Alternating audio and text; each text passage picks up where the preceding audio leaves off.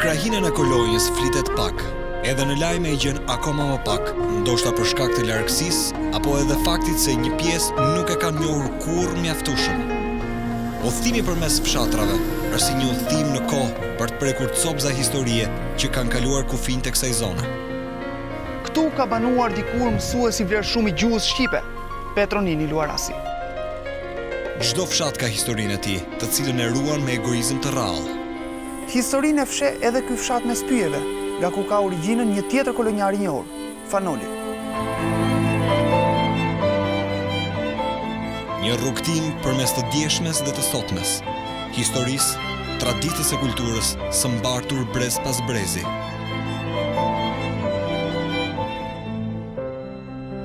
Kolonja, toka e rilindjes, të dielën ora 20:05 në ekskluziv.